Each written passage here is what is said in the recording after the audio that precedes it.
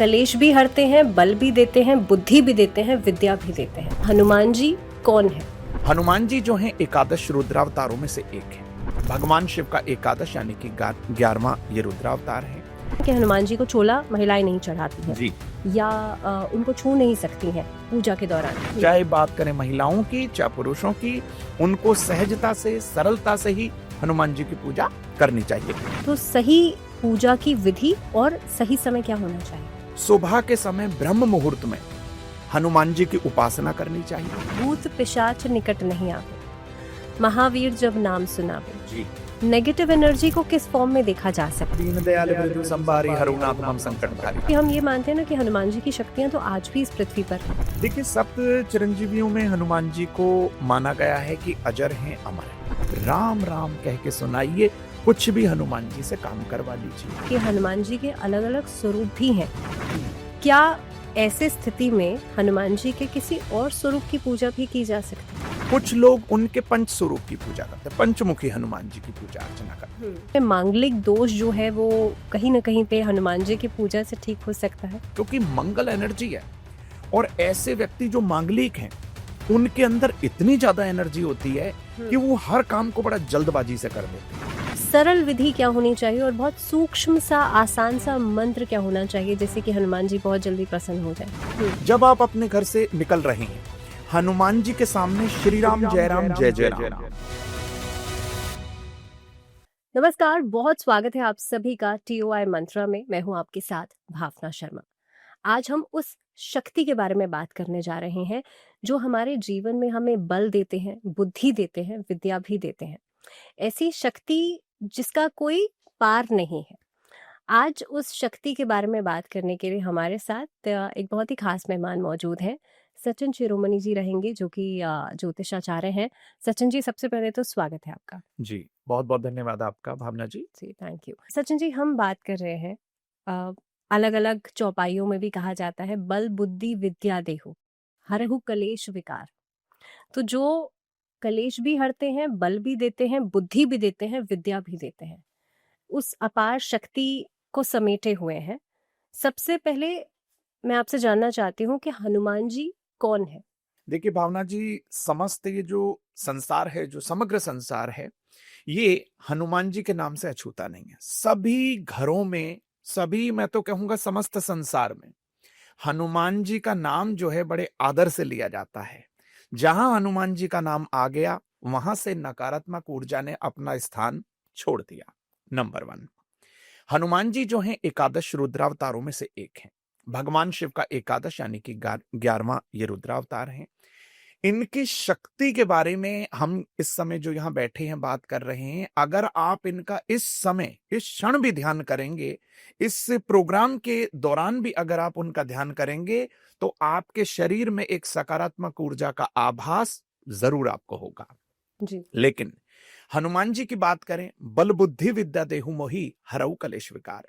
जो बल देते हैं, बुद्धि देते हैं, विद्या देते हैं, शक्ति देते हैं और आपको धन से भी सराबोर कर देते हैं। हनुमान जी के आज कुछ ऐसे दिव्य मंत्र आपको बताऊंगा जिससे जो हमारी व्यूअरशिप है या जो हम लोगों को सुन रहे हैं, देख रहे हैं, अगर उनका सही तरीके से अनुसरण कर लेंगे, उच्चारण कर लेंगे, तो निश्चित तौर पर आप यकीन मानिएगा उनको लाभ तो होगा ही, लेकिन उनके परिवार से, उनके घर से नकारात्मक ऊर्जा अपना स्थान जरूर छोड़ेगी। बहुत सारे ऐसे मंत्र होते हैं हनुमान जी के जिनका लोग गलत तरीके से उच्चारण करने लगते हैं। उनको ये पता ही नहीं होता है कि किस समय इसको शुरू करें। वैसे तो हनुमान जी की पूजा आप कभी भी कर सकते हो, किसी भी क्षण कर सकते हो, रात में, दिन में, कभी भी। लेकिन एक विधि विधान से जब आप पूजा अर्चना करते हैं तो कहीं ना कहीं उसके शुभत्व में, उसके शुभ फल की प्राप्ति में निश्चित तौर पर आपको शुभत्व की प्राप्ति होती है और कहीं ना कहीं आपके बिगड़े हुए कार्य बनने लगते हैं। सचिन जी, आपने समय की बात की, क्योंकि हर एक देवी देवता के लिए, उनकी पूजा के लिए एक सही समय बताया गया है हमारे शास्त्रों में। हनुमान जी की पूजा, क्योंकि हनुमान जी तो खुद भगवान राम के इतने बड़े भक्त हैं, वो खुद हर समय भगवान राम की पूजा में विलीन रहते हैं। हनुमान जी की पूजा किस समय करनी चाहिए? आपने कहा शुभ फल मिलता है, तो सही पूजा की विधि और सही समय क्या होना चाहिए? बहुत अच्छा आपने प्रश्न किया। देखिए भावना जी, सबसे पहले आपको बता दूं, जो लोग स्टूडेंट हैं, मतलब जो अभी कुछ सीख रहे हैं, स्टूडेंट वही नहीं होता कि जो स्कूल जा रहे हैं, जो कॉलेज जा रहे हैं वो भी स्टूडेंट हैं, जो अपने किसी गुरु से मिलने जा रहे हैं वो भी स्टूडेंट हैं। तो ऐसे लोगों को, जो स्टूडेंट हैं, जो कहीं ना कहीं कुछ अर्जन करने जा रहे हैं, कुछ अर्जित करने जा रहे हैं, तो उन लोगों को सुबह के समय ब्रह्म मुहूर्त में हनुमान जी की उपासना करनी चाहिए। जी। और इसी के साथ ही आपको बता दूं, जब भी चाहे आप किसी भी देवी देवता की पूजा करें, स्पेशली हनुमान जी की, आपको शुद्ध रहना होगा, सात्विक रहना होगा, पवित्र रहना होगा और कहीं ना कहीं सदाचार का पालन करना होगा। और ये बात अगर आप हनुमान जी की पूजा में कहीं ना कहीं अपने जीवन में उतार लेते हैं तो यकीन मानिए हनुमान जी की विशेष कृपा मिल जाती है। और ऐसा व्यक्ति कुछ समाज में, ऐसा व्यक्ति अपने परिवार में कुछ अलग करके दिखाता है। जी।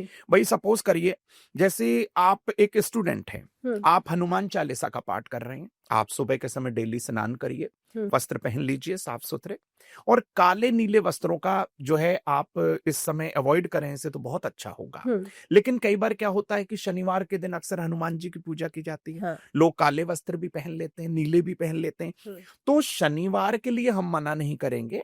शनि जो है खुद जो है हनुमान जी की विशेष उपासना करने वाले लोगों पर प्रसन्न हो जाते हैं। शनि की 7.5 की बात हो, ढैया की बात हो, शनि किसी भी तरीके से आपकी कुंडली के चतुर्थ भाव में बैठे हो या किसी भी तरीके से अशुभ परिणाम आपको लगता है दे रहे हो, हालांकि शनि अशुभ परिणाम नहीं देते हैं। व्यक्ति का जो प्रारब्ध है वही व्यक्ति यहाँ भोगने आए हैं, और उसी के अनुरूप मैं आपको बता दूं, शनि आपको आपका फल देते हैं। अब लोग डर जाते हैं कि भाई शनि अगर खराब हो गए तो हनुमान जी की पूजा कर लो।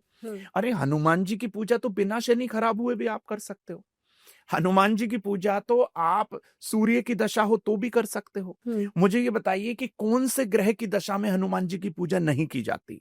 सूर्य, चंद्रमा, मंगल, गुरु, बुध, शुक्र, शनि, राहु, केतु, किसी भी तरीके से किसी की भी ग्रह दशा अंतर दशा में आप हनुमान जी की पूजा कर सकते हैं। परिणाम बेहद सुखद होगा। सूर्य को उन्होंने लाल फल समझ के खा लिया, आप भाई सूर्य की दशा है, सूर्य नीच का है, हनुमान जी की पूजा करिए। वो अंजनी पुत्र हैं, आप चंद्रमा की दशा है तो हनुमान जी की पूजा करिए। मंगल साहस एनर्जी का कारक है, तीसरे भाव के कारक है, छठे भाव के कारक है मंगल, फिर आप हनुमान जी की पूजा करिए। बल बुद्धि विद्या देहु यानी बुद्धि देने वाले हैं, फिर हनुमान जी की पूजा करिए। बृहस्पति ज्ञान के ओत से ओत प्रोत कर देंगे आपको, ठीक है, तो आप फिर बृहस्पति की दशा है, फिर हनुमान जी की पूजा। ऐसे ही शुक्र, आपको ऐश्वर्य चाहिए, धन चाहिए, सुख चाहिए, आप हनुमान जी की पूजा करिए। बात करें शनि की, तो मैंने आपको बता ही दिया कि शनि की 7.5 ढैया, महादशा, अंतरदशा, आप हनुमान जी की शरण में चले जाइए। अपने कर्मों पर ध्यान दीजिएगा, दशा कोई भी हो, महादशा कोई भी हो, सिर्फ आपका आचरण सही है। आप किसी के प्रति अहित नहीं करते हैं, आप किसी से ना बोलें, वो ज्यादा अच्छा। किसी का अहित करने से अच्छा आप किसी से मत बोलिए, किसी के घर मत जाइए, किसी से मतलब वार्तालाप मत करिए, क्योंकि आपको पता है आपका आर्गुमेंट हो जाएगा, उससे मतलब कुछ वाद विवाद हो जाएगा। इससे अच्छा आप चुप रहिए। चुप रहेंगे तो आपका बुद्ध, ऑब्वियस सी बात है कि वो मजबूत होने लगेगा। तो राहु केतु की खैर क्या बात करूं, राहु और केतु तो वैसे भी, राहु जो हैं वो सिंह का पुत्र हैं, और आपको पता ही है जब हनुमान जी जब लंका गए थे तो सिंहिका का क्या हुआ था, छाया ग्रहणी राक्षसी थी वो। तो कहीं ना कहीं केतु क्या है, ध्वजा है, आप हनुमान जी के मंदिर में ध्वजा अर्पित कर दीजिए। तो मुझे ये बताइए, नवग्रह कहां चले गए?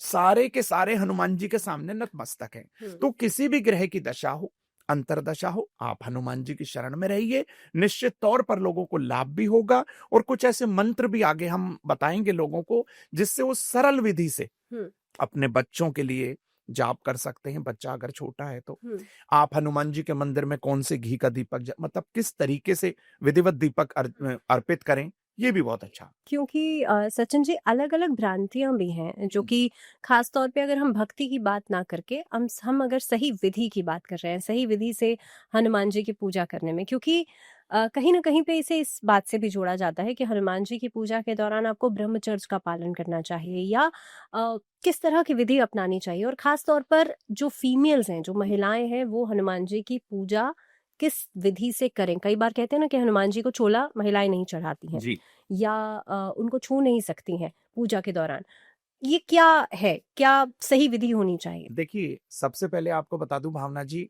कि चाहे पुरुष हो चाहे महिला हो, हुँ, हनुमान जी की पूजा उन्हें शुद्ध, सात्विक और पवित्र होकर ही करनी होगी। हुँ, रही बात हनुमान जी को चोला अर्पित करने की, हुँ, तो मैं तो यही कहूंगा कि पुरुष वर्ग भी जहां हनुमान जी के मंदिर जाएं, तो ब्राह्मण से या योग्य विद्वान जो उस मंदिर में देखभाल कर रहे हैं, उन्हीं के हाथ से चोला अर्पित करवाएं। हुँ, मैं ऐसा नहीं कहूंगा कि महिलाएं चोला अर्पित ना करें या पुरुष करें, ऐसा नहीं है।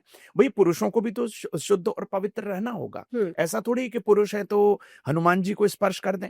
स्पर्श किसी भी विग्रह को मंदिर में जाने के बाद नहीं करना चाहिए, अच्छा। क्योंकि कभी भी आप मंदिर जाएं या किसी बड़े पवित्र स्थल पर जाएं, तो आपने देखा होगा कि दूर से ही आप दर्शन करते हैं, हुँ, क्योंकि हमारा जो शरीर है पंच तत्वों का बना है।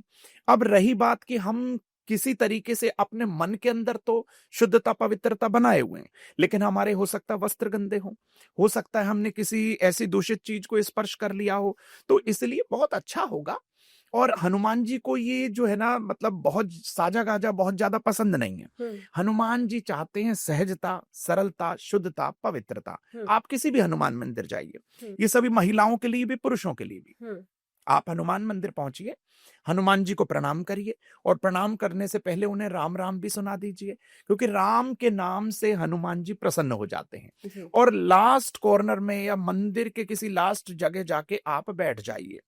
हनुमान जी को वहां धीरे धीरे मन ही मन बुदबुदाकर राम जी की कोई ऐसा छोटा सा कुछ ऐसी कथा आपको आती हो वो सुना दीजिए। हुँ, आप श्री हरि का, भागवत का, किसी भी तरीके से जो श्री हरि विष्णु से, जो राम जी से जुड़ा हुआ हो, कोई भी चरित्र आप उन्हें सुनाइए। हुँ, हनुमान जी प्रसन्न हो जाएंगे। मतलब ये नहीं है कि आप हनुमान जी के लिए बहुत सारे फल, फ्रूट, मिठाई ये वो सब लेकर गए हैं तो ही हनुमान जी प्रसन्न होंगे। हुँ, चाहे बात करें महिलाओं की चाहे पुरुषों की, उनको सहजता से, सरलता से ही हनुमान जी की पूजा करनी चाहिए। और आपने एक बात और पूछी, जी, क्या ब्रह्मचर्य का पालन करना चाहिए? मैं तो यही कहूंगा आप किसी भी देवी देवता की पूजा करें, आपको ब्रह्मचर्य का पालन जरूर करना चाहिए। इससे क्या है कि आपके पूजा के सफल होने के चांसेस बहुत ज्यादा हो जाते जी।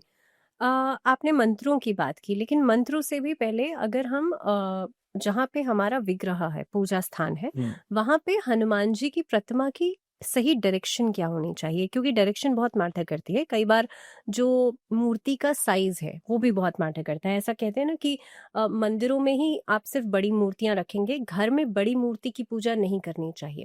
जी। क्या सही विधि है? देखिए, बहुत से लोग घर में हनुमान जी का जो है विग्रह स्थापित कर लेते हैं। हुँ, लेकिन आपको बता दूं, जब आप बहुत ज्यादा बड़ा विग्रह या 6 इंची से ज्यादा बड़ा विग्रह आप घर पर स्थापित करते हैं, तो उसकी प्राण प्रतिष्ठा करानी पड़ती है। हुँ, क्योंकि घर में आप गृहस्थ हैं, चाहे आप किसी भी देवी देवता की प्राण प्रतिष्ठा कराते हैं, तो आपको प्रॉपर विधि विधान से उनकी हमेशा के लिए पूजा अर्चना करनी होगी। हुँ, अब गृहस्थ व्यक्ति के लिए थोड़ा सा ये पॉसिबल नहीं हो पाता। हुँ, इसलिए बहुत अच्छा होगा कि आप अपने घर पर विग्रह ना रख के आप फोटो एक रख सकते हैं हनुमान जी की, बहुत अच्छा होगा। हुँ, मैंने ये भी देखा है भावना जी कि कई लोग जो है हनुमान जी का बड़ा विग्रह अपने घर पर लेकर आ गए, हुँ, और उन्होंने घर पर ही जो है सिंदूर और तेल अर्पित करना शुरू कर दिया। हुँ, तो देखिए, उसके लिए आपको बहुत नियम संयम अपनाना होगा, कहीं ना कहीं आपको ब्रह्मचर्य का पालन करना होगा। अब एक गृहस्थ व्यक्ति के लिए तो ये पॉसिबल नहीं हो पाएगा, मुझे ऐसा लगता है। हुँ, ठीक है, लेकिन आप घर में ऐसा ना करें। आप किसी पवित्र स्थल पर हनुमान जी का विग्रह स्थापित करा दीजिए। अगर आपके मन में इतनी श्रद्धा भावना है हनुमान जी के प्रति तो बहुत अच्छी बात है। हुँ, आप वहां पर जाकर सिंदूर, चमेली का तेल और जनेऊ अर्पित करिए। तिल के तेल का दीपक जलाइए। अगर शनि की दशा है, राहु की दशा है, हुँ, अगर आपको लगता है कि भाई मुझे कोई प्रॉब्लम नहीं है, मुझे तो हनुमान जी की भक्ति करनी है, हुँ, उन्हें राम राम का नाम सुनाना है, तो बहुत अच्छा होगा आप एक घी का दीपक जलाएं, हनुमान जी के सामने एक आसन पर बैठ जाएं, सुखासन लगाकर, हुँ, और हो सके तो उन्हें मन ही मन राम राम का उच्चारण करके सुनाइए। हुँ, आप देखिए हनुमान जी की प्रसन्नता मिलेगी, और कहीं ना कहीं आपके ऊपर जो नजर दोष होगा हुँ, वो स्वतः ही खत्म हो जाएगा। अक्सर लोग नजर दोष के लिए भी भावना जी हनुमान जी के मंदिर जाते हैं, कई लोग झाड़ा लगवाने जाते हैं। हुँ, बहुत अच्छी बात है, सबकी अपनी श्रद्धा भावना है। हुँ, लेकिन फिर भी मैं आपको बता दूं, आप हनुमान जी के समक्ष जाकर उन्हें राम राम का जाप करके सुनाएंगे, नजर दोष तो क्या कहूं, पाप शाप और संताप तीनों के तीनों ही नष्ट हो जाएंगे। तो आप जब भी हनुमान जी के मंदिर जाएं तो आप हनुमान जी को राम राम उच्चारण करके जरूर सुनाइए, फिर देखिए क्या क्या आपको जीवन में लाभ होते हैं। क्योंकि आपने मंत्रों की बात की और अभी आप नेगेटिव एनर्जी की भी बात कर रहे थे। हनुमान चालीसा जब हम पढ़ते हैं तो कहते हैं भूत पिशाच निकट नहीं आवे, महावीर जब नाम सुनावे। जी नेगेटिव एनर्जी को किस फॉर्म में देखा जा सकता है? अगर खास तौर पे यहाँ पे भूत प्रेत की ही बात कर लेते हैं, तो पहली बात तो ऐसी एंटिटीज हैं या नहीं, वहाँ पे मैं नहीं जा रही हूँ उस टॉपिक पे, लेकिन हाँ, क्या हनुमान जी की पूजा करने से इस तरीके की एनर्जी से भी बचा जा सकता है? क्योंकि कई मूवीज में भी हमने देखा है ना कि अगर कुछ ऐसा ऐसी एनर्जी फील होती है आपके आसपास तो आप तुरंत इसी चौपाई का पाठ करते हैं। बिल्कुल। तो क्या है इसके पीछे का लॉजिक? देखिए, कहा भी जाता है दीन दयाल विरधु संभारी हरुनाथ मम संकट भारी। हम्म। तो देखिए, हनुमान जी की जब आप पूजा अर्चना करेंगे तो मैं ये जरूर कहना चाहूंगा, अगर आप विधिवत शुद्ध होकर पवित्र होकर ब्रह्मचर्य का पालन करके हनुमान जी की पूजा अर्चना करें, आप किसी भी स्थान में रहते हो, कैसे भी वास्तु दोष वाले मकान में रहते हो, हनुमान जी की कृपा आप पर जरूर होगी। और जब उनकी कृपा होगी तो वास्तु दोष तो क्या, नजर दोष क्या, किसी भी तरीके का दोष जो है वो समाप्त हो जाएगा। मैं ये नहीं कहूंगा कि आप हनुमान जी की पूजा विधिवत करें और गलत वास्तु को, क्योंकि पंच तत्वों का सही समावेश आपको करना होगा, तभी आपका वास्तु सेट होगा। रही बात भूत प्रेत की, तो कई लोग इस चीज को मानते हैं। कई लोग कहते हैं कि भाई भूत प्रेत हैं, उस चालीसा में भी, हनुमान चालीसा में लिखा है कि भूत पिशाच निकट नहीं आवे, महावीर जब नाम सुनावे। तो यहाँ भूत पिशाच निकट नहीं आवे का अर्थ क्या है कि आप जो ये काम क्रोध लोभ मोह और अहंकार है, ये जितनी भी त्रुटियां हैं, जितने भी ये एक तरह से दोष हैं, उन्हीं का एक बड़ा रूप होकर कहीं ना कहीं आपके साथ जुड़ जाता है और कहीं ना कहीं आप परेशान होने लगते हैं। नजर दोष बहुत जल्दी लग जाता है लोगों को। तो कहीं ना कहीं नजर दोष क्यों हुआ? अगर आपकी ऑरा कमजोर है, नजर दोष हो गया। तो भाई ये पूजा अर्चना आपको हर तरीके से, मैं तो कह रहा हूँ हर तरीके के दोष से आपको बाहर निकाल सकती है। रही बात पूजा अर्चना की, तो आप ब्रह्म मुहूर्त में पूजा अर्चना कर सकते हैं। वैसे हनुमान जी की पूजा कभी भी की जा सकती है। अगर आप सायं काल में, मैं आपको बताऊं, अगर आप प्रदोष काल में हनुमान जी के मंदिर में तिल के तेल का, घी का, किसी भी तरीके का दिया अर्पित करते हैं, दीप प्रज्वलन करते हैं, तो यकीन मानिए आपकी ऑरा में आपको खुद महसूस होगा कि भाई मैं कहीं ना कहीं एक सकारात्मक ऊर्जा ग्रहण करने लगा हूं या लगी हूं, या फिर मेरे अंदर से कुछ जो विकार हैं, ठीक है, वो धीरे धीरे खत्म हो रहे हैं। आप ऐसा कुछ दिन करके देखिए। कुछ लोग इसको 27 दिन करते हैं, कुछ लोग इसको 40 दिन करते हैं, लेकिन विधिवत, मैं फिर से कहूंगा, आपको सही रहना होगा, अपने रास्ते पर रहना होगा। गलत चीजें, गलत विचार मन में मत लाइए। हनुमान जी के प्रति अपनी श्रद्धा भावना रखिए। कोई भी विकार, किसी भी तरीके का दोष आपको परेशान बिल्कुल नहीं करेगा। सचिन जी, हम यहाँ पे क्योंकि हनुमान जी की शक्तियों की बात करते हैं, हनुमान जी को अगर हम अलग अलग तरह से देखते हैं तो 7 समुंदर पार कर लिया था, उस तरह की शक्तियां आज के तारीख में तो जाहिर सी बात है किसी भी व्यक्ति में होना थोड़ा सा नामुमकिन लगता है। लेकिन खास तौर पे हम जब उस एनर्जी को अटेन करने की बात करते हैं कि हम हनुमान जी से क्या मांग रहे हैं, उस भक्ति को कैसे एक्सप्लेन किया जा सकता है जब आप पूजा की विधि में, मान लीजिए, एक कनेक्शन जब जोड़ने की बात करते हैं, क्योंकि हम ये मानते हैं ना कि हनुमान जी की शक्तियां तो आज भी इस पृथ्वी पर है। बिल्कुल। तो वो जो हाईएस्ट फॉर्म ऑफ एनर्जी है वो कैसे अचीव किया जाए? देखिए, सप्त चिरंजीवियों में हनुमान जी को माना गया है कि अजर हैं, अमर हैं। ये आप भी जानते हैं, समस्त संसार, समग्र संसार ये जानता है। कई लोग अपनी विदेश यात्रा को लेकर बहुत ज्यादा परेशान हो जाते हैं। जैसा कि आपने बात कही कि हनुमान जी 7 समुद्र पार कर गए, आपको भी 7 समुद्र पार करके जाना है, लेकिन आप हनुमान जी की तरह तो जा नहीं सकते। ठीक है, तो अब क्या है कि आप बाई फ्लाइट जाएंगे तो बहुत अच्छा होगा। आप हृदय से, प्रेम पूर्वक, श्रद्धा से आप हनुमान जी से प्रार्थना करिए। हनुमान जी जितना दयालु कृपालु इस सृष्टि में कोई नहीं है। करना क्या है, कुछ आपको पैसे नहीं खर्चने होंगे भावना जी। अच्छा। या जो लोग हमें देख रहे हैं, सुन रहे हैं, कोई पैसे नहीं खर्चने उन्हें। विदाउट पैसे खर्चे हुए, मतलब किसी भी तरीके से पैसे नहीं खर्चने, बहुत ज्यादा बड़े लंबे चौड़े अनुष्ठान नहीं करने हैं। सिर्फ हनुमान जी को, फिर मैं कहूंगा, राम राम कह के सुनाइए। कुछ भी हनुमान जी से काम करवा लीजिए। अब आपकी विदेश यात्रा में आपको प्रॉब्लम आ रही है, आप हनुमान जी का उड़ते हुए कोई चित्र अपने घर की पूर्व दिशा हम्म, या जो है पश्चिम दिशा में लगा दीजिए, हम्म, ठीक है? और आप हनुमान चालीसा का पाठ करिए, हम्म, लेकिन आपके मन में किसी भी तरीके का संशय नहीं होना चाहिए। आप हनुमान जी से दिल से प्रार्थना करिए, मन से प्रार्थना करिए, आपकी पुकार हनुमान जी जरूर सुनेंगे। जी, अगर आपके घर में पारिवारिक कलह कलेश है, हम्म, आपको लगता है कि भाई बहुत सारी मतलब टेंशन है लाइफ में, जीवन में परेशानियां बहुत ज्यादा हैं, हम्म, आप हनुमान जी के सामने घी का दीपक जलाइए। उन्हें हो सके तो मीठा पान अर्पित कर दीजिए, उन्हें बेहद प्रिय है, हम्म, मीठे पान का बीड़ा आप उन्हें दीजिए। हम्म, और उसी के साथ ही फिर से मैं कहूंगा, आप हनुमानाष्टक का पाठ करना शुरू कर सकते हैं। अच्छा। हनुमानाष्टक का पाठ करिए, आपके पारिवारिक कलह कलेश खत्म हो जाएंगे।